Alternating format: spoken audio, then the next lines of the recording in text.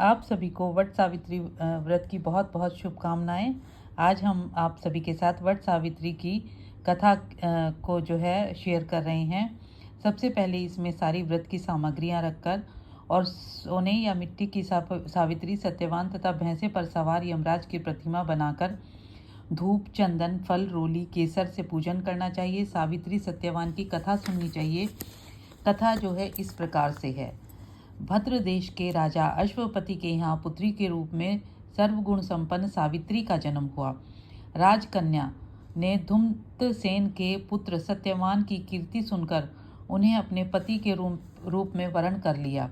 इधर इस बात का जब ऋषिराज नारद जी को ज्ञात हुआ, तब वे अश्वपति से जाकर कहने लगे कि आपकी कन्या ने वर खोजने में निसंदेह भारी भूल की है।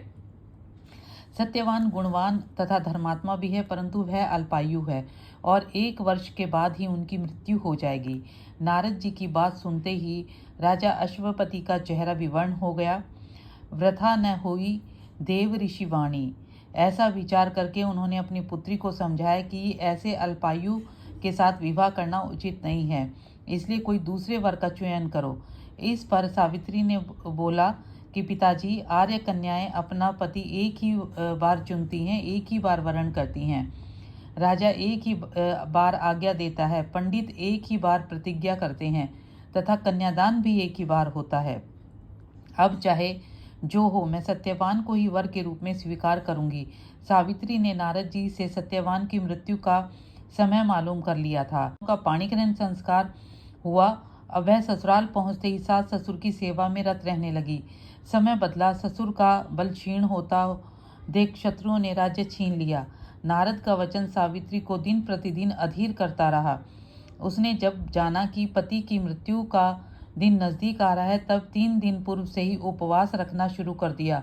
नारद द्वारा कथित निश्चित तिथि पर पितरों का पूजन किया। नित्य की भांति उस दिन भी सत्यवान अपने समय पर लकड़ी काटने के लिए जब चला, तो सावित्री भी सास ससुर की आज्ञा से चलने को तैयार हुई। सत्यवान वन में पहुंचकर लकड़ी काटने के लिए एक वृक्ष पर चढ़ गया। वृक्ष पर चढ़ते ही सत्यवान के सिर में असहनीय पीड़ा होने लगी। वह व्याकुल हो गया, वृक्ष के ऊपर से उतर आया।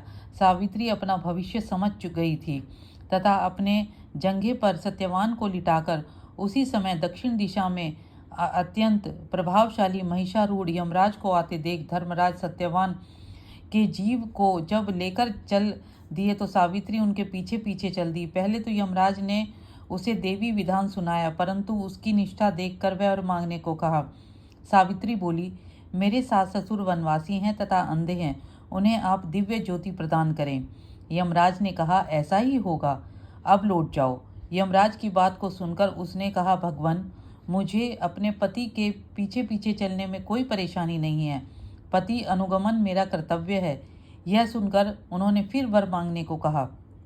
सावित्री बोली, हमारे ससुर का राज्य छीन गया है, उसे वे पुनः प्राप्त कर लें, धर्मपरायण हो। यमराज ने यह वर भी उनको दे दिया और लौट जाने के लिए कहा, परंतु उन्होंने पीछा न छोड़ा।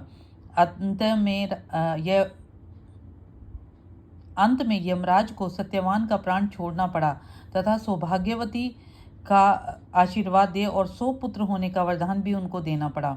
सावित्री को यह वरदान देकर धर्मराज अंतर्ध्यान हो गए। इस प्रकार सावित्री उस वट वृक्ष के नीचे आई जहां पति का मृत शरीर पड़ा हुआ था। ईश्वर की अनुकंपा से उसके पति में जीवन का संचार हुआ तथा सत्यवान उठकर बैठ गए। दोनों ने हर्ष से अपनी राजधानी की ओर लौट गए तथा माता पिता को भी दिव्य ज्योति वाला पाया। इस प्रकार सावित्री सत्यवान चिरकाल तक राज्य का सुख भोगते रहे। यह व्रत सुहागन स्त्रियों को जरूर करना चाहिए और इसकी पूजा करके और अपना जो वायना है वो सास को, जिठानी को या नंद को देना चाहिए और ये सभी के लिए मंगलमय हो। आप सभी को एक बार फिर से वट सावित्री पूजन की हार्दिक शुभकामनाएं।